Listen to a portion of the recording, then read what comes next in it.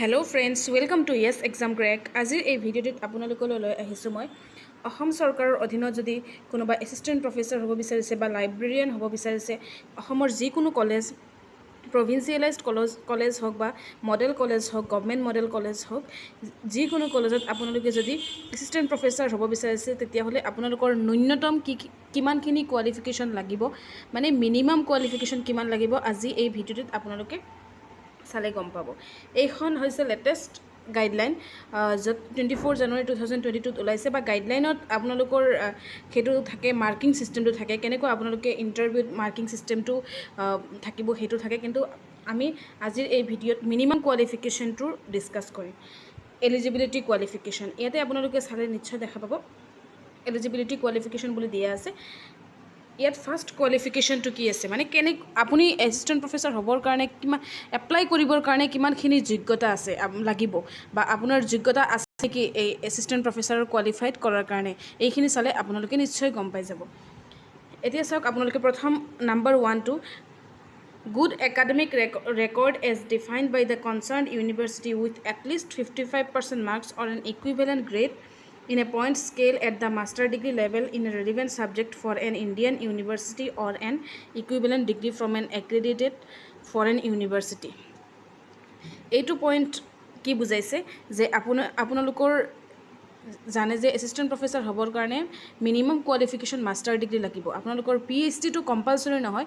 যদি আপোনালোকৰ PhDটো থাকে, তেতিয়াহ'লে আপোনাৰ ইণ্টাৰভিউ তেতিয়া মাৰ্কছটো অলপ বেছিকৈ কাউণ্ট হ'ব। সেইটো আপোনালোকৰ যিকেইটা ক্ৰাইটেৰিয়া আছে গাইডলাইনছত তাতে ফ'ল' কৰিব। কিন্তু আপোনালোকে এপ্লাই কৰিবৰ কাৰণে অকল মাষ্টাৰ ডিগ্ৰী থকা কোনোবা কেণ্ডিডেটেও এপ্লাই কৰিব পাৰিব। PhDটো নহ'লেও আপোনালোকে এপ্লাই কৰিব পাৰিব, আৰু আপোনালোকৰ PhDৰ নম্বৰটো বেলেগকৈ কাউণ্ট হ'ব, সেইটো মিনিমাম কোৱালিফিকেশ্যন হিচাপে কাউণ্ট নহয়।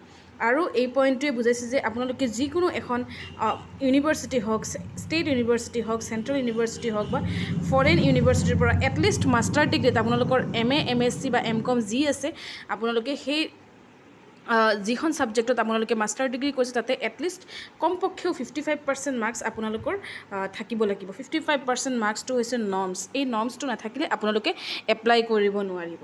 তাৰমানে আপোনালোকৰ আজিকালি যিটো গাইডলাইন, সেইটো এতিয়াও PhD ডিগ্ৰী মানে নাথাকিলেও এপ্লাই কৰিব পাৰে। সেইটো এটা কেণ্ডিডেটছসকলৰ কাৰণে এটা সুযোগ সুবিধা যে তেওঁলোকে মাষ্টাৰ ডিগ্ৰী কৰিও এপ্লাই কৰিব পাৰিব। ইয়াৰ পিছত চাব, আপোনালোকৰ 2 নম্বৰ পইণ্টটো হৈছে besides the candidate must have cleared the national eligibility test conducted by the UGC, CSIR or similar test accredited by the UGC like SLET set.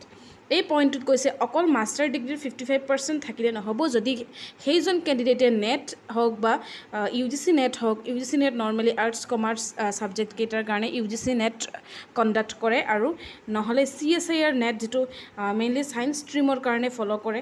যদি আপোনালোকৰ নেটটো হৈছে নেশ্যনেল এলিজিবিলিটি টেষ্ট, সেইটো ভাৰতীয় পৰ্যায়ত এই পৰীক্ষাটো অনুষ্ঠিত কৰা হয়।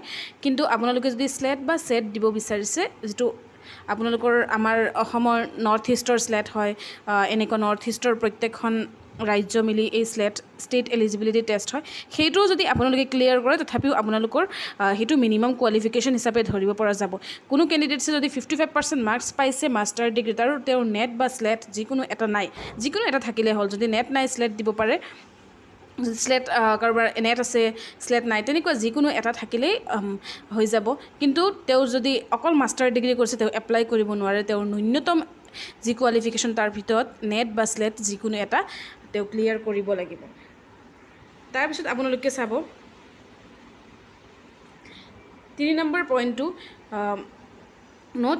notwithstanding anything contained in subclause 1 to the clause 4.40.1 of the UGC Regulations 30 June 2010, candidates who have a PhD degree in accordance with the University Grants Commission minimum standards and procedure for award of PhD degree regulation 2009 shall be exempted from the requirement of the minimum eligibility conditions of NET SLET. কোনোবা কেণ্ডিডেটৰ যদি PhD আছে, তেওঁৰ NET SLET বা SET নোহোৱাকৈও apply কৰিব পাৰিব। তাৰপিছত 4 number পইণ্টটো চাব NET SLET SET shall also' not be required for such master programmes in discipline for which NET SLET SET is not conducted যিখন ছাবজেক্টৰ কিছুমান এনেকুৱা ছাবজেক্ট আছে যিকেইখন ছাবজেক্টৰ নেট বা খুব সৰু সুৰা ছাবজেক্ট বা এনেকুৱা কিছুমান ছাবজেক্ট আছে যিবিলাকৰ নেট বা হওক বা স্লেট হওক বা ছেট হওক যিবিলাক অনুষ্ঠিত নহয় সেই অনুষ্ঠিত নোহোৱা ছাবজেক্টবোৰৰ কাৰণে নেট স্লেট নোহোৱাকৈও কোনোবাই এপ্লাই কৰিব পাৰিব তাৰপিছত আপোনালোকে চাব a relaxation of 5% may be provided at the graduate and master level for the scheduled caste, scheduled tribe, differently abled categories for the purpose of eligibility. The 5% relaxation will not include any grace.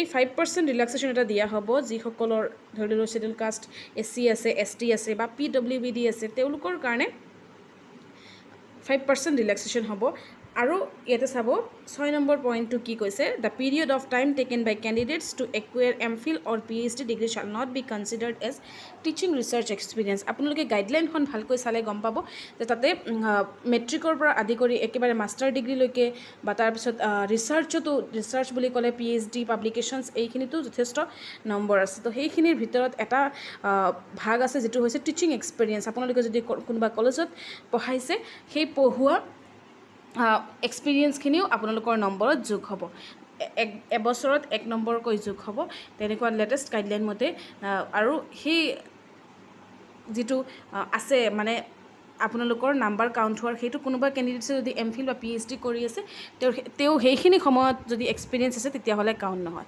আৰু আপোনালোকক যিটো experience count হ'ব সেই এক্সপিৰিয়েঞ্চটো আপোনালোকৰ net qualified হ'লেহে এক্সপিৰিয়েঞ্চখিনি count হ'ব যদি আপোনালোকে নেট কোৱালিফাইড বা স্লেট কোৱালিফাইড যিকোনো এটা কোৱালিফাইড নকৰাকৈ আপোনালোকে কোনোবা কলেজত পঢ়াইছে তেতিয়াহ'লে সেইখিনি এক্সপিৰিয়েঞ্চ আপোনালোকৰ কাউণ্ট নহয় যদি ভিডিঅ'টি ভাল লাগিছে তেতিয়াহ'লে লাইক শ্বেয়াৰ আৰু ছাবস্ক্ৰাইব কৰিব নাপাহৰিব ধন্যবাদ